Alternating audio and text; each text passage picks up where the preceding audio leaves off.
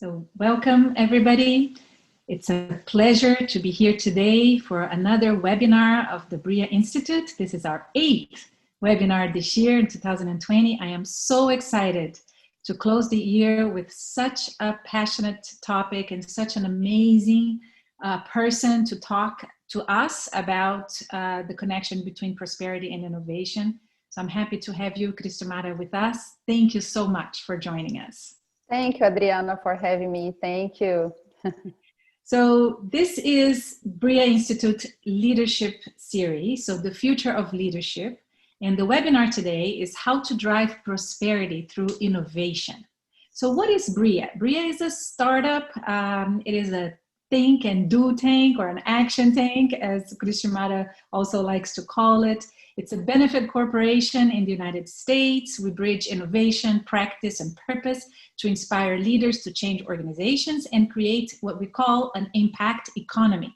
So that which pursues financial returns alongside positive impact for people and planet. So this webinar is the 8th of a series of webinars that we are calling the future of leadership. And it is a pleasure to be able to go into this topic of innovation, because in my career, I learned very early on that innovation is so important for nations, for companies, for people. And having an expert such as Cristomara here with me today gives me hope that we can do a lot of things together and inspire more leaders along the way. So let me introduce Cristomara to you. So she is a Brazilian entrepreneur, an expert in innovation management. She was in the forefront of strategic innovation consultancy work for more than 200 companies in Brazil and abroad. And currently, Cristomara is part of a fellowship program at the Clayton Christensen Institute for Disruptive Innovation, mentored by Efosa Ojomo. And it's sad to see that Clayton Christensen is not with us anymore, but it's so good to see that he was able to live this legacy, and to see Efosa carry on the baton, and people like you, Cristomara, joining this amazing institute and continuing the legacy work that he left with us. So just for you to know, in our audience, so they have the focus there to develop and implement the theory of market creating innovations in the world. And Cristomara is focused in doing so in Latin America, starting from Brazil. So she launched an initiative called Catalyze Innovation Initiative. It's an action tank with the ambition to influence change through the market creating innovation theories and their implementations.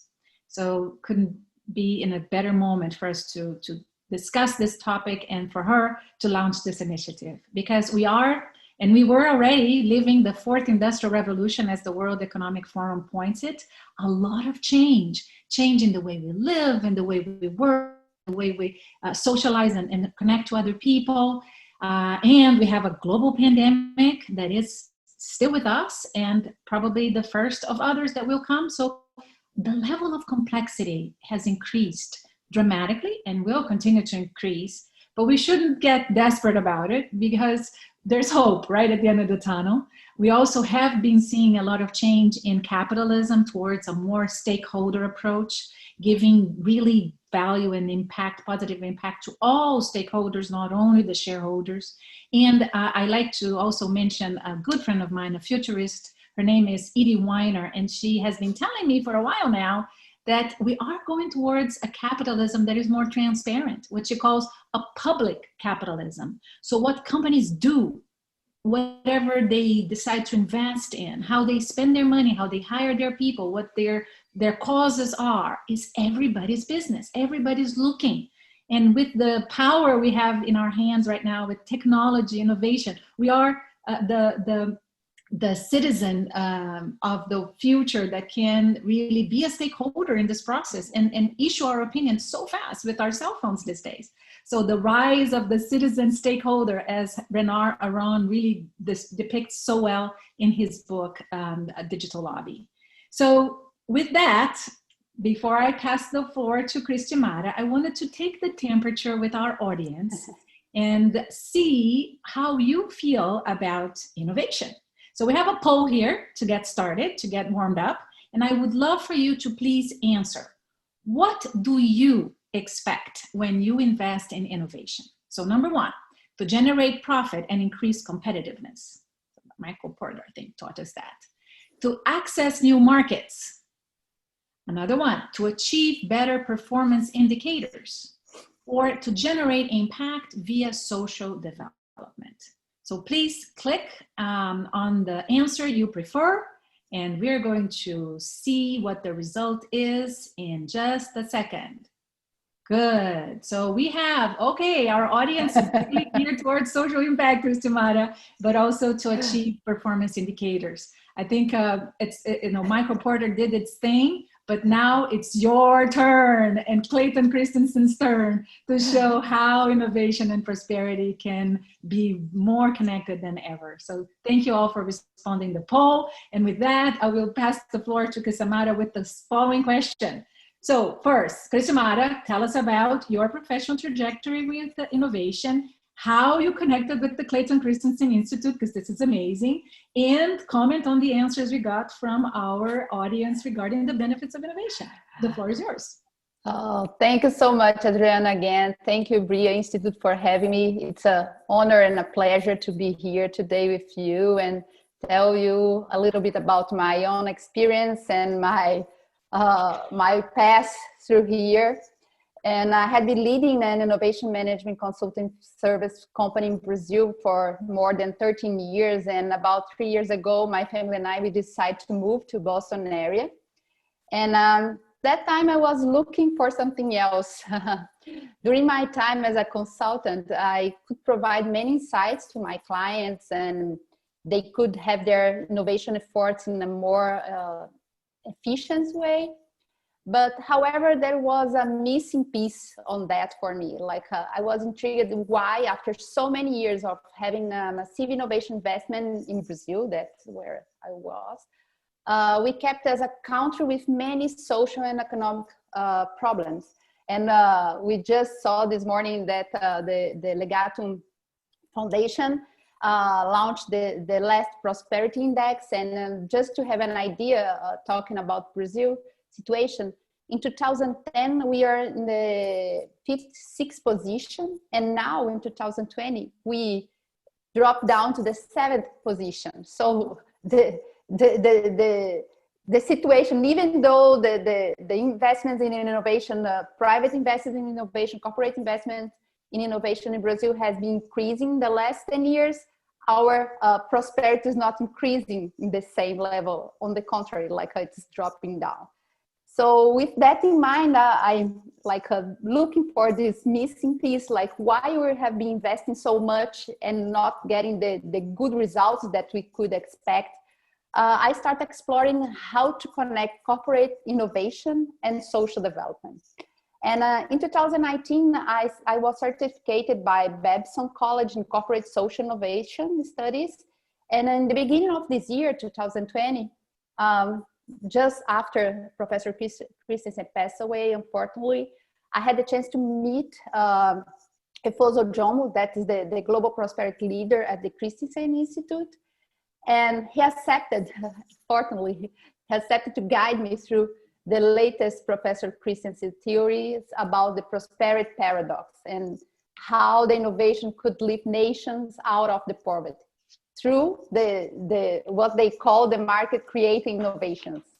And now I'm about to finish my program at the Institute, and I'm moving back to Brazil in the beginning of next year, and like very confident that we can change, move the needle in terms of prosperity in Brazil with this, not just this theory on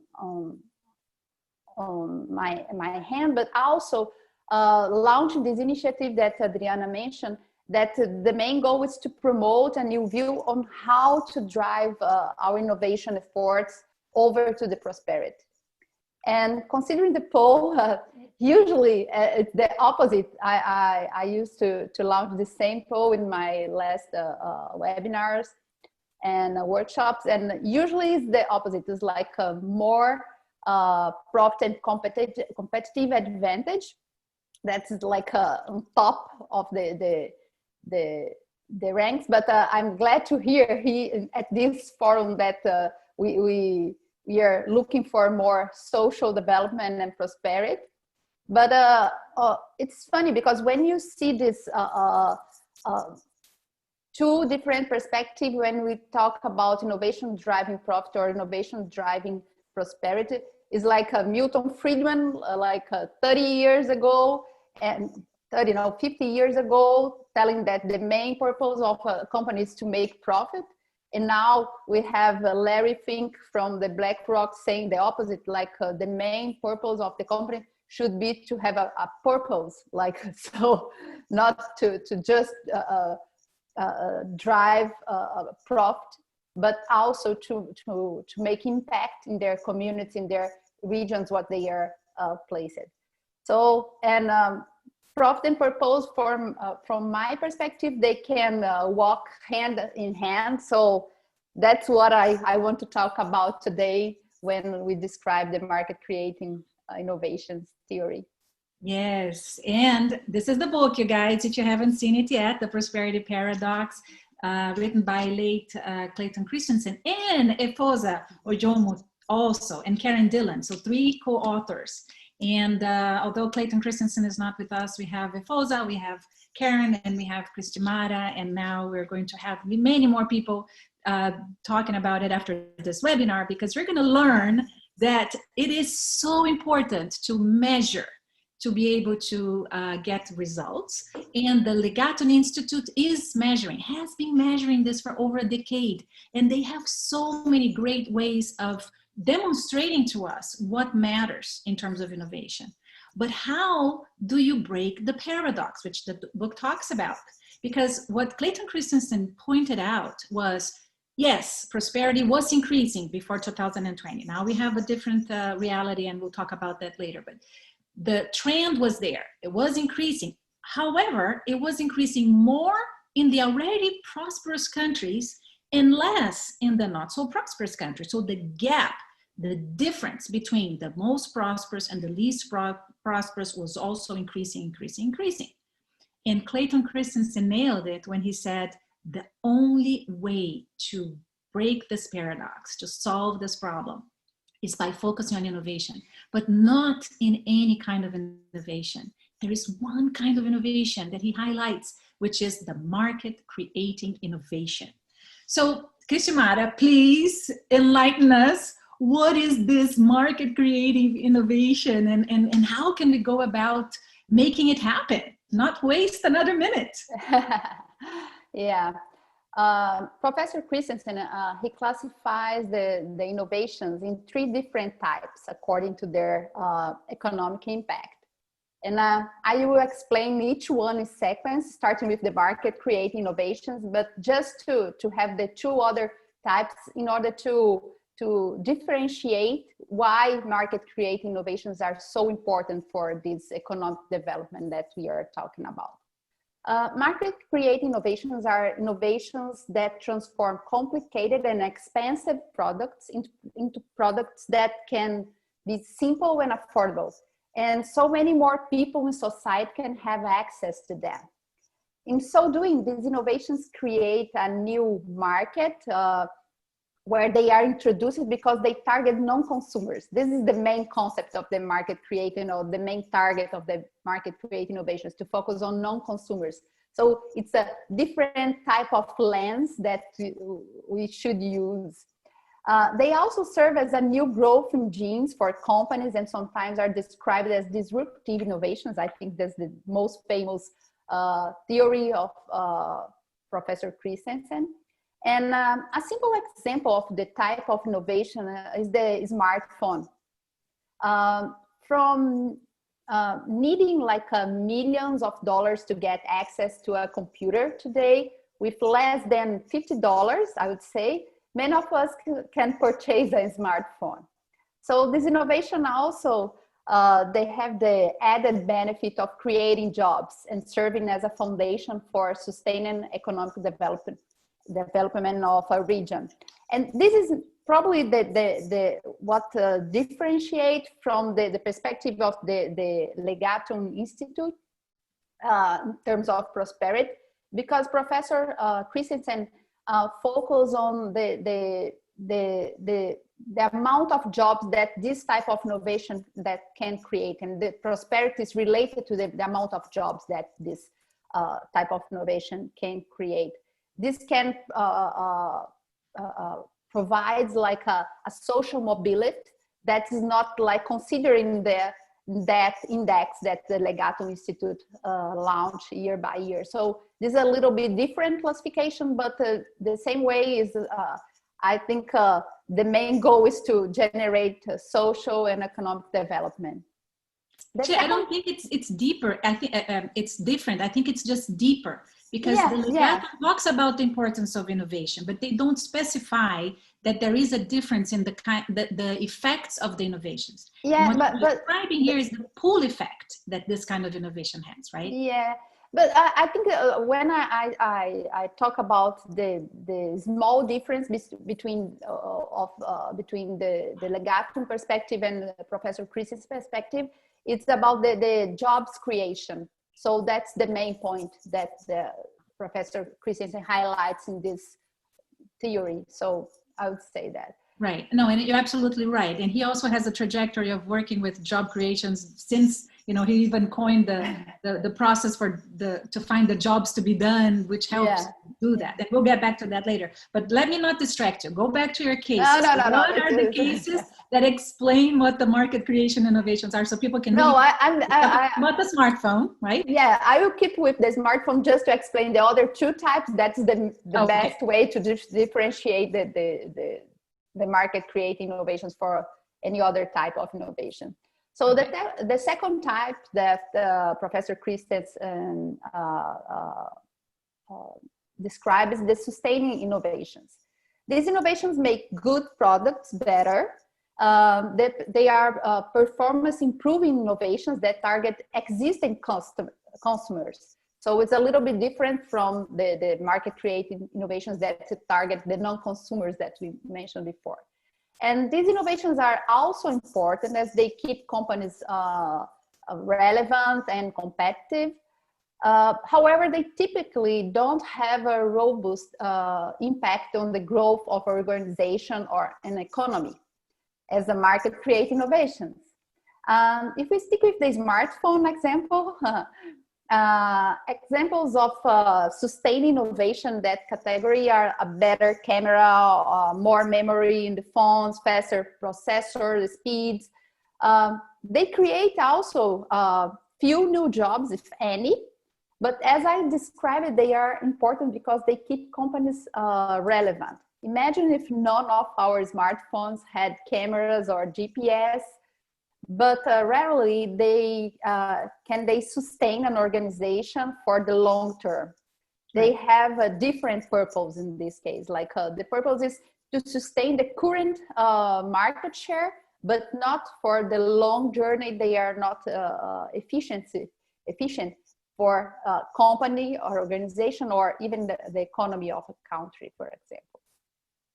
And finally, the third type of innovation is called efficiency innovation, that by their name, we can understand that they make products more efficient and make good products cheaper as well.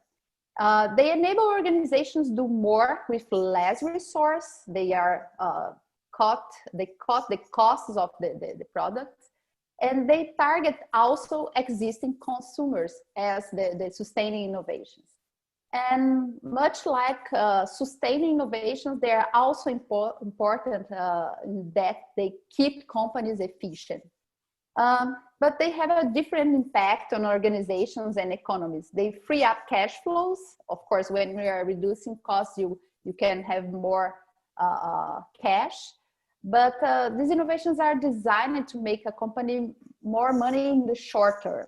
And this is like a big point that Professor Christensen also brought in his speech about this is more like a financial problem when you free cash flow, but when you invest back in sustaining innovations and efficiency innovations, not investing in create new markets. And so this is like a short-term vision for the impact of innovation. And however, they are also designed to eliminate jobs. When you're trying to be more efficient, you usually will cut jobs instead to create new jobs. And examples of efficiency innovations are outsourcing certain operations to lower cost regions, or implementing technology and automation to reduce costs. And again, very important for organizations to invest in these type of innovations. However, efficiency innovations by themselves do not seed new growth engines for companies or even countries. They may breathe life into organizations for the short term, but they will not lead to sustained growth. And I would like to reiterate that no one innovation is bad in and of itself, but they just have different impacts on an organization and in turn on the economy. So that's the main point to differentiate the three types of innovations. And the market creating innovations is the type that could like create these growth engines, not just for companies. They also provide growth engines for a nation. So this is the main. And this is beautiful, because what you're just explaining to us is long-term versus short-term. So all innovations are good, but if you don't have a balance between the kinds of innovation that are good for the short term and the kinds of innovation that are good for the long term, you're not going to be generating prosperity. So this understanding is simple, and I hope that leaders will grasp it, because when you define policies in a company or in a government, in a nation, in a treaty with other nations, you have to have that in mind. So what are the enabling conditions for you to do intentionally the balance between the good innovation that generates prosperity and creates new markets in the long run versus the good innovation that generates efficiency and productivity and whatnot in the short term, right? Yeah, and also it's not just about like when we talk about growth engines for the companies, they are putting the companies in a different market that they don't have competitors in. They're supposed to create new markets when they are investing in market creating innovations. It's a mindset, right? Yes, it's a mindset. Yeah, so this is like a different, as I mentioned in the beginning, like a different lens to see the opportunities. So we're gonna discuss a little bit further the importance of a problem or a struggle when we are looking to invest in a market, create innovations, but that's the main point. And this is like a great for competitive advantage for sure for companies as well. And with that in mind, so in the moment we're in, we have a pandemic, and we have had a lot of companies define, redesign, shape, and pivot. So with the pandemic, did you see any market creative innovation being emerging? So examples that, again, would help people make it more clear in their minds, the distinction and what it is. Yeah, I would say that 2020, it's a year that will change us forever. Like, Agreed. Yeah. Recovering from the pandemic is a short-term concern, but it does not resolve the even greater issues we have faced when we look to a post-COVID future as a planet. As you mentioned before, like this is probably the first pandemic that we are facing, and we have other big problems ahead, as like climate change. And in many ways, the devastation that COVID-19 has caused is unprecedented and forcing organizations across the globe to fundamentally rethink their approach to economic recovery and development. And at the Institute Research, we have found that innovation is the driving force that propels nations into lasting prosperity and deeper financial security.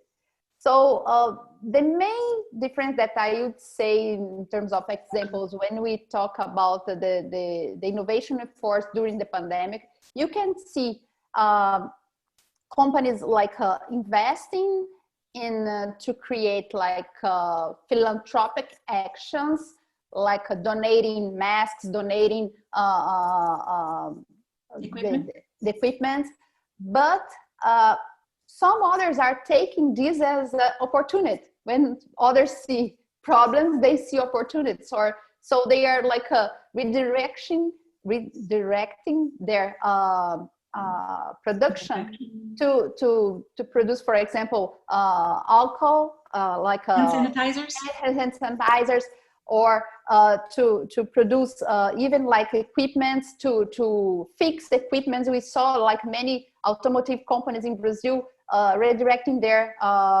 production to fix like equipment that could be used for hospitals and patients. And they are not like they are doing something good, but they are also thinking their business as an opportunity. So when you combine, as I mentioned in the beginning, like combining profit and purpose is the best option. And now more than ever, that as hundreds of millions of people lose their jobs and are sunk further in poverty, I think it's essential that policymakers and development organizations work alongside innovators to build economic resilience. That's the main point, because when you see who is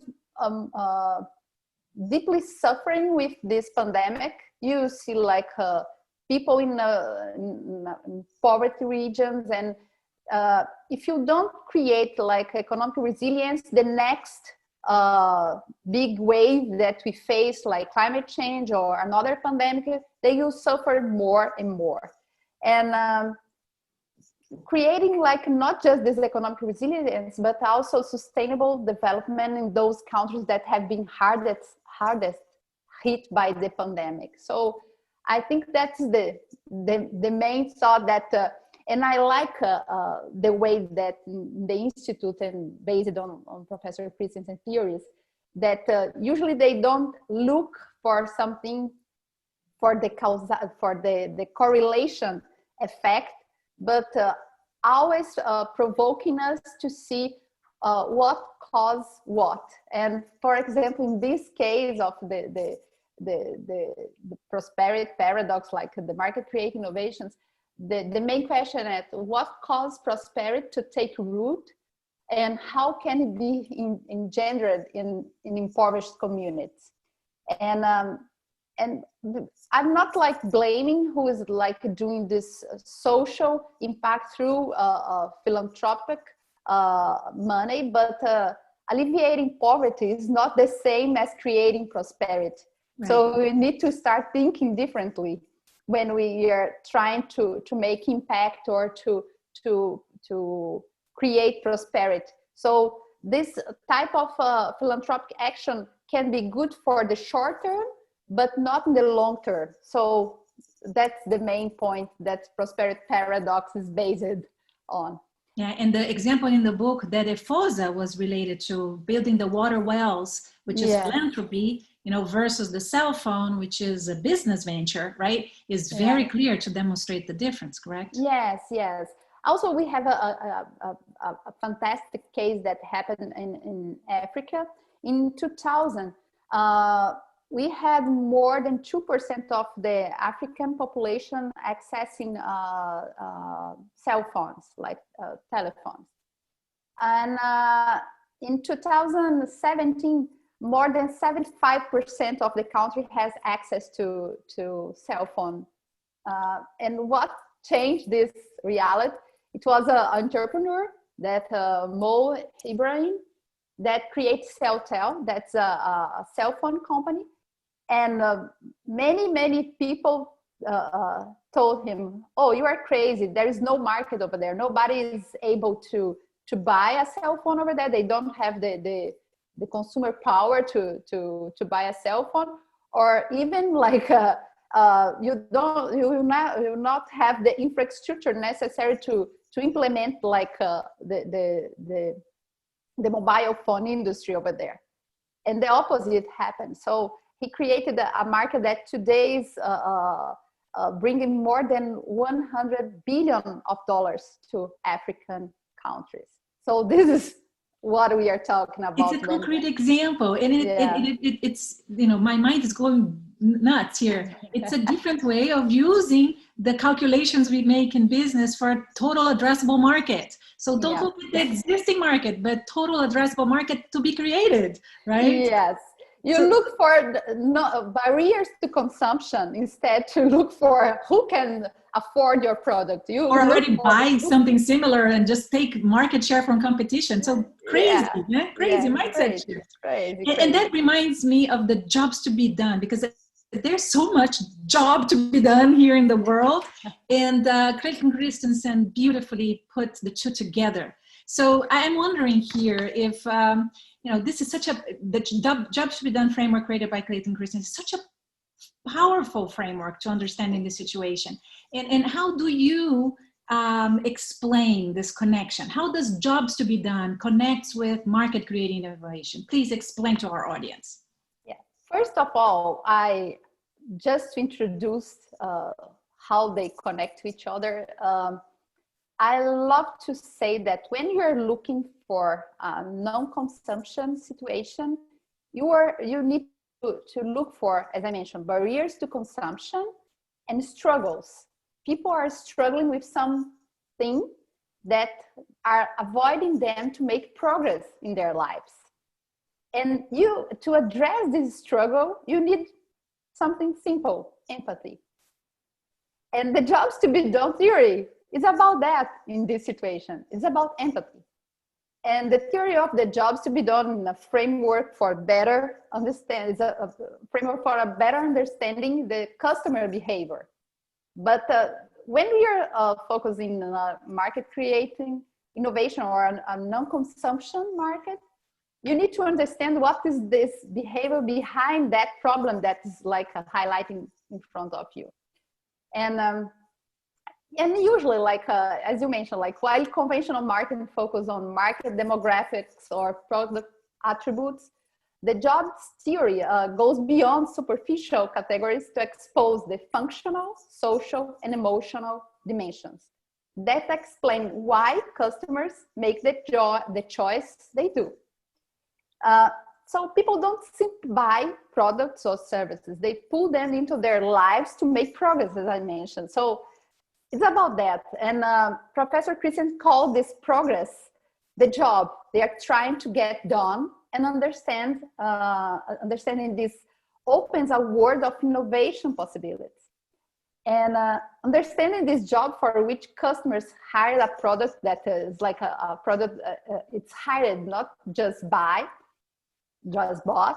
hire a product or service helps innovators more better to develop products that align with what customers are already trying to accomplish.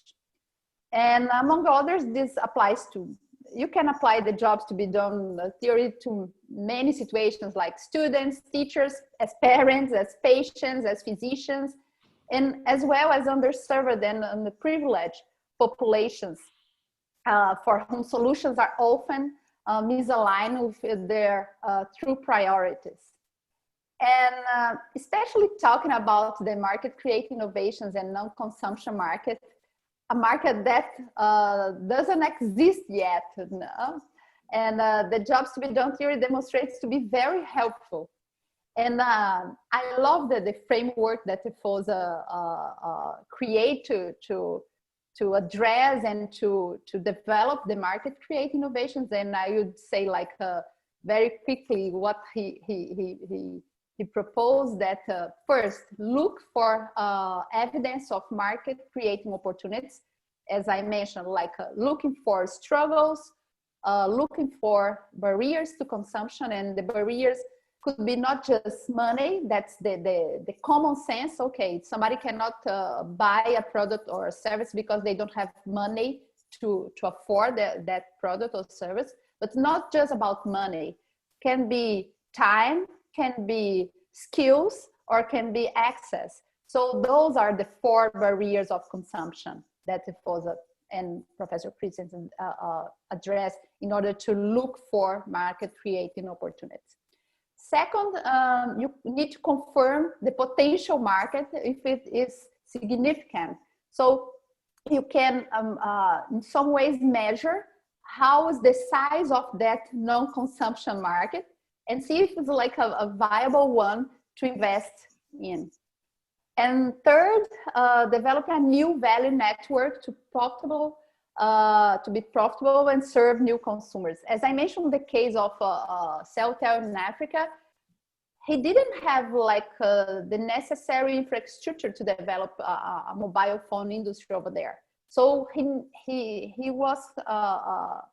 was required to him to integrate this value network in order to develop this new market. And sometimes it's not just about to sell mobile phones, it's about to create infrastructure to make this real. So that's about the jobs to be done theory related to the market create innovations.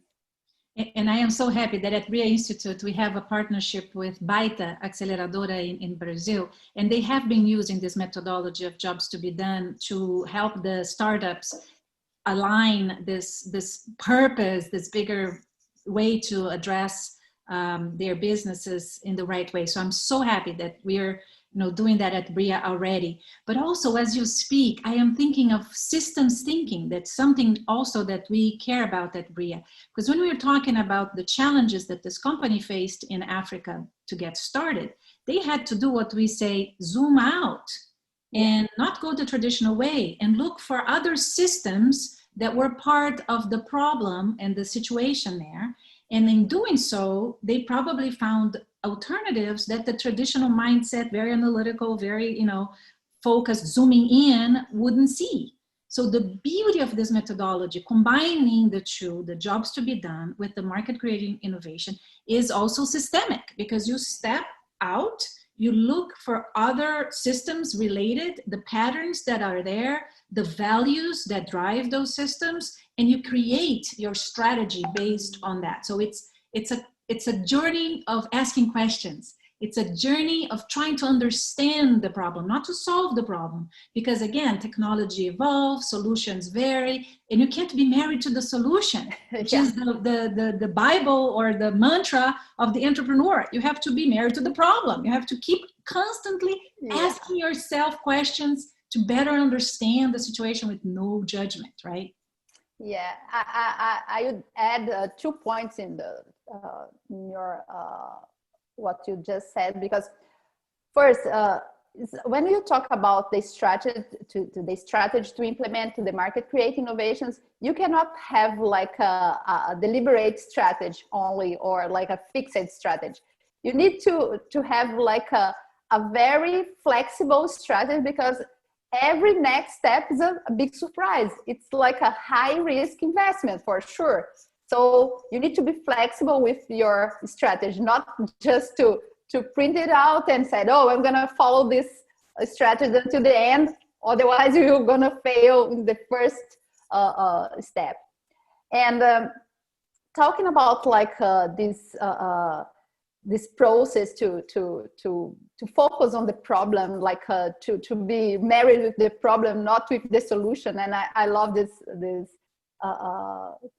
comparison, because when the first step to understand the market creating theory, it's talk about the importance of the problem. That's the first point when we start to talk about market creating innovations. So to understand what is the problem, what is the struggle, what is the progress that person is trying to make with that situation, is the most important thing to start the process to create the market create innovation. Yeah, so again, I'm fascinated by this, because it is a shift in mindset also in the way we do strategic planning in businesses. Yeah. It's a paradox. How do you plan for the long run, but you're flexible enough to adjust in the short term? So it is a new way of also doing strategic planning. So this is so eye-opening, at least to me, and I hope it is to our audience. So let's take a temperature again from our audience here. Let's see how they feel about all that we're talking about. So let's go for a second poll. And so the question now is, were you familiar with the concept of market creating innovation before this webinar? So if yes, I'm very familiar with it and I already apply it in my business, please choose number 1. If you heard about it, but you're not so familiar with it yet, choose number 2. If you had never heard about it before this webinar, choose number 3. But if you had never heard about it and you want to learn how to apply it, click on number 4 and let's see what the answers are. All right, so we get 71% of the people here had never heard about it, had heard about it, but was not familiar with it yet, which is another very important point, because sometimes we hear, we know it's important, but if we don't practice, we don't get familiar with it. So it's the chance, you guys, to practice. So come to BRIA, come to Catalyze, come to the Clayton Institute, and let's practice this. So beautiful. You guys, you have an opportunity to ask questions now. So please send your questions to us. And while you're doing so, I'm going to ask Cristimara to go a little bit deeper here. So when you explain this connection between market creating innovation and jobs to be done, right? You also said it's important to understand this non-consumption situations. And so there are underlying cultural issues. And you need to change the lens, right? And then you also talked to me before about this kaleidoscopic way of thinking, right? Can you elaborate a little bit more on that and explain, how you go about doing this? Yes, I love this theory of thinking, that is the kaleidoscope thinking. It's not a theory from Professor Christensen, it's a theory from Professor Rosabeth Moss-Kanter. That's another Harvard Business School professor. And she's the founder and director of the Harvard University Advanced Leadership Initiative. This kaleidoscope thinking is a way of constructing new patterns from the fragments of data available, patterns that no one else has yet imagined, because they challenge conventional assumptions about how pieces of the organization, the marketplace, and the community can fit together. So this is like I bet that you know this kaleidoscope stuff that's like with many pieces inside, and each time that you move this around, you can see the same landscape or image, but with a different perspective. And this is what this way of thinking proposed to us, like to realign the fragments of the data available, the partners, or something that we haven't yet imagined, but to challenge this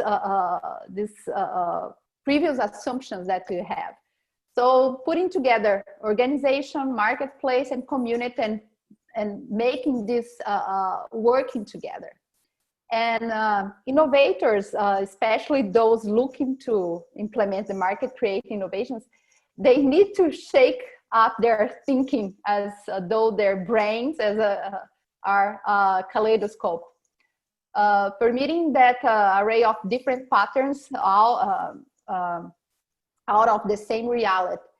And where others see only problems, they need to see possibilities. That's the main changing that we propose when we bring this theory.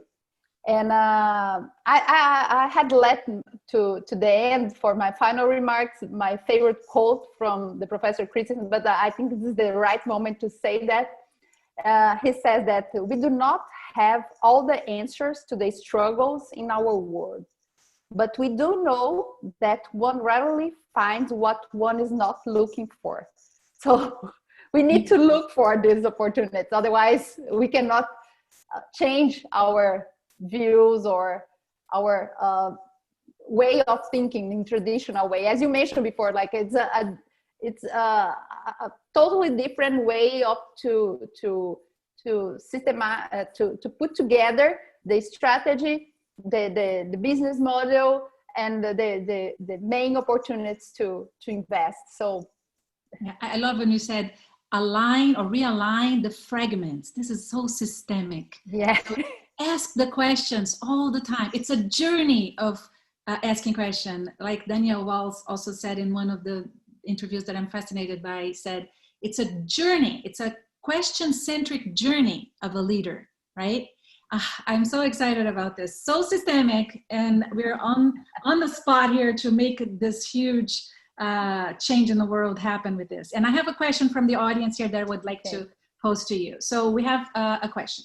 You mentioned that it is important to connect purpose with profit to promote prosperity. For small business executives, can you provide what you consider some important strategies for implementing and developing this market creating innovation? Yeah, as I mentioned before, like the way that Professor Christensen brings up the strategy is to have a flexible strategy. Like you can change every time that you have a different input from your potential market or potential consumer. You need to realign your resource allocation that he says in order to have the final strategy aligned with your your starting point. So it's like a back and forth process. It's not a linear process as usually we see, like strategies as a linear process. So this would be my main advice for, especially, and I feel that for small businesses easier than to big corporations, because big corporations are like a big elephant. Yeah, as a big elephant or a big boat, like a cruiser that you cannot just turn around. Like it's a small boat that you can just redirect for the situation that is better for you. So yeah, so the agility is important. So yes. When we build businesses, or when we continue to develop businesses or continue to grow big businesses, the element of agility in pivoting is so important. So that's, I think, what Eric Ries was trying to do when he created this lean startup process that big companies like GE were trying to also include in their way of doing business, to create this agility of the entrepreneur, of the startup within the big businesses, so that you have some maneuver ability, some kind of shifting opportunity. Because again, you can't be married to the solution. You have to allow innovation to kick in all the time, but you have to be constantly asking questions and understanding the problems better with no judgment. Very systemic. I love it. We talk about that at Bria Institute. So if you're curious about it, join us for the CEO Meet a Master program, because this is amazing. I have another question here from Leticia Lewis. Also, thank you, Leticia, for being with us at the Bria Institute CEO Meet a Master program, and great to have you here. So she's asking if you can provide another example, because she loved the one with the cell phone, but she's curious to see if there are other examples that you can share with us, Cristiumara. Yeah, one of my favorite cases is the one that is going to be published, I think, 2 weeks in the blog of the Institute. It's we're getting it firsthand. Yeah, and it's a case from a Brazilian company that the name is Vivenda. And instead to focus on to build new house, because the housing issue in Brazil, it's a big issue, but not just about the quantity of the houses, but the quality of the house. So they focus on the remodeling houses in poor regions, like in favelas in Brazil, and they integrate the whole value chain to provide the service in an affordable way that people could pay the installments for this service. In the same way, they connect architects, like labor, and retail stores to provide the services to people that could not afford to have that. And the main struggle that they saw, it was like many public government programs were focused on to create like public infrastructure, like streets or water treatment, but people didn't have bathrooms inside their homes. So they realized, oh, this can be a business opportunity, not just to to make like a social program, but to invest in this business. So this is one of my favorite cases, and you can see all the elements of the market create innovations on that. And I had the opportunity to talk with the entrepreneur, and he's now like in the beginning, as always, is the same case, always like the entrepreneur in the beginning, everybody used to tell them, you are crazy, this will not work.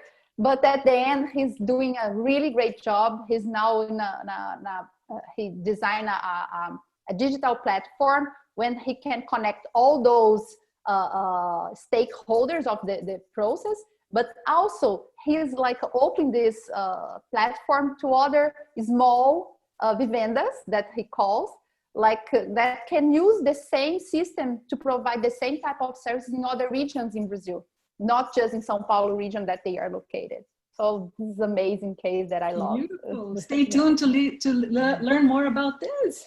And speaking of Brazil, we have a question from José Henrique Menezes, a great leader, was also in the government helping foster innovation in Brazil big time. So thank you, José, for being with us here today. And his question is, we're talking about a paradigm shift. How do you see the tension between CEOs and boards? Mm-hmm. One thing is to agree innovation is essential. Another one is to sacrifice profit today versus profit and impact tomorrow. Excellent question. I love it. It's not a help. Yeah, I think this is a shift as well that needs to happen. And like, first of all, when we are talking like the long-term investment, it's possible to align this, as I mentioned before, purpose and profit.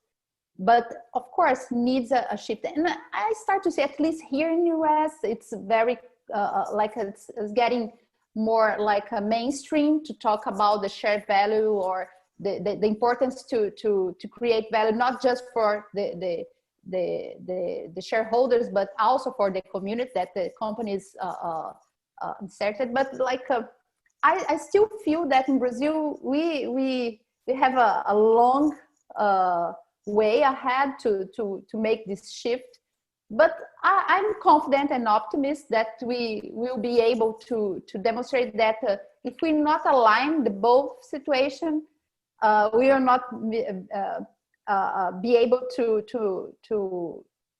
accomplish the main purpose of any business. And I heard from another professor from Harvard Business School that we need to think about instead of customers centrism, we need to talk about citizen centrism. So to look for the importance of the company, not just about to pay taxes or to return to their investors, but also how they address the social problems as a citizen. And to put I love this concept as well, like it's a change in, another mindset shift. So customer is a citizen, and how do you make your customer happy? You allow him to be a good citizen and deliver the results based on him as a citizen. I love it. But let me help you with this question too, because I think that there's a learning from systems thinking that applies here.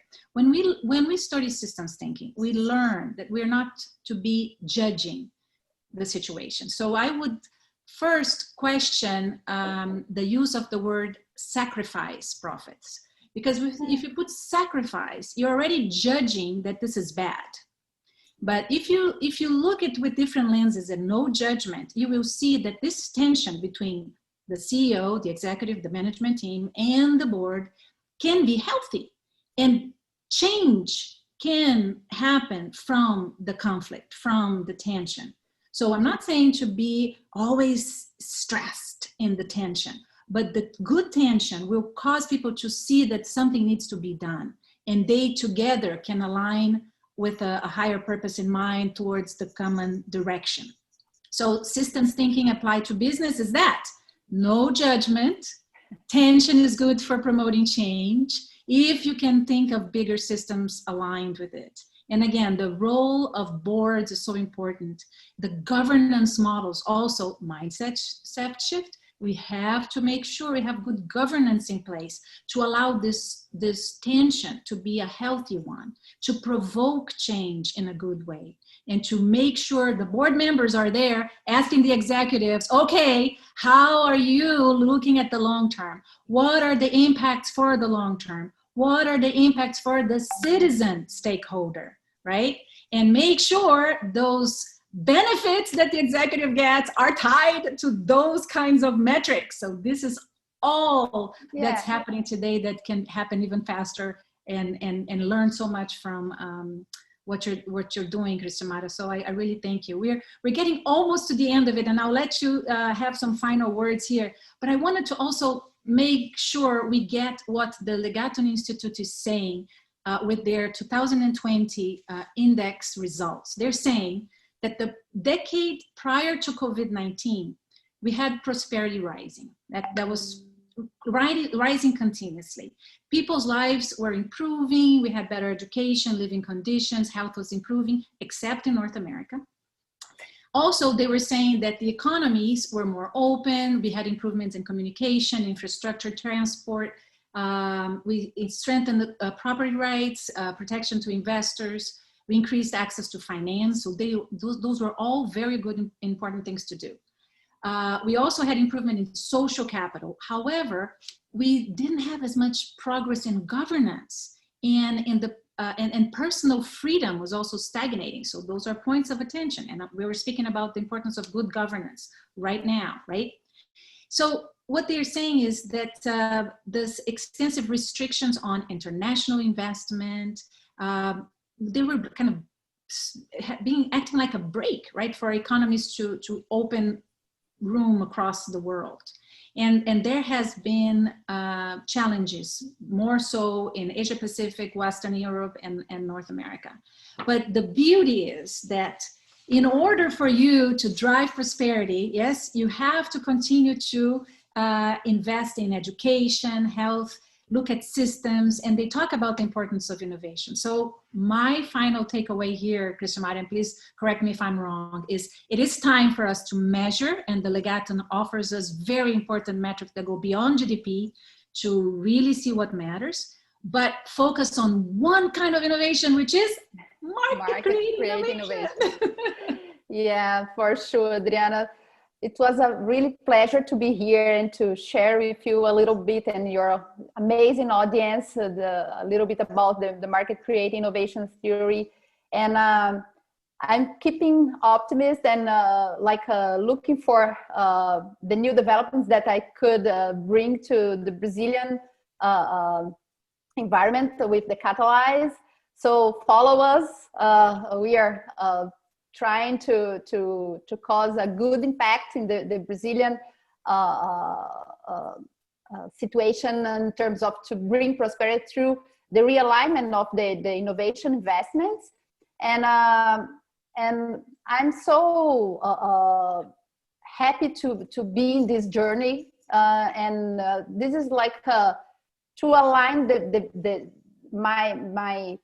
my main knowledge with a good thing, like a purpose, a real purpose in my life. So I feel that this is something that I would like to share with you all, that it's possible, not just in a personal level, in a corporate level, in a community level, or even a country level, to align purpose and profit. So beautiful. And with that, we have another question that just came from Rosemary Ravinal, who is a speaker and a partner at the BRIA Institute, and I love her dearly. So thank you, Rosemary, for being here. She also trains people to speak and help us create these new narratives that the world needs so much to be more regenerative. So Rosemary is asking, as individuals not systemically engaged with corporate structures, what is the best way to propel this concept? So how can we make people more aware of these concepts, Cristiomara?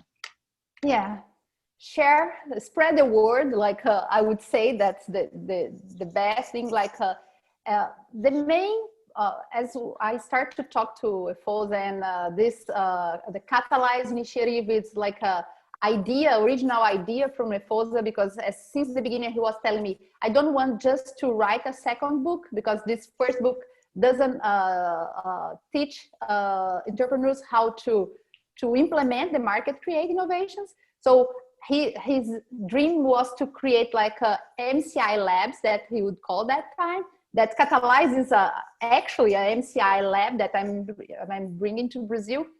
And I feel that in this way, like as an individual, spread the word and to create this mainstream about market create innovation, because sometimes this, and as we talk a lot, like it's a shift in the mindset, and it's hard sometimes to put this idea, to bring this idea to other people that are not open to shift their mindset. So spread the word, and you can help me to be a better speaker if you want as well.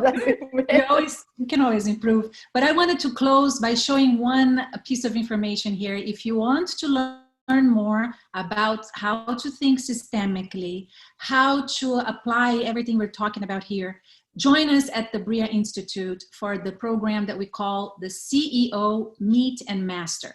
So this is a program that is online. You can watch some talks that we recorded, but the beauty is not that. The beauty is that you can come with a curated group of like-minded leaders. You can come and practice systems thinking together. And we are here to help you get good at it, because we want more leaders out there doing this market creating innovation with Cristimara, and helping,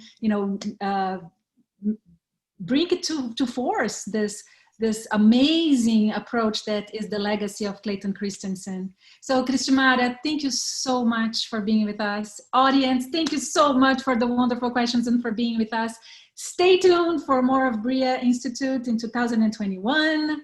Stay tuned for our newsletter, webinars, and whatnot.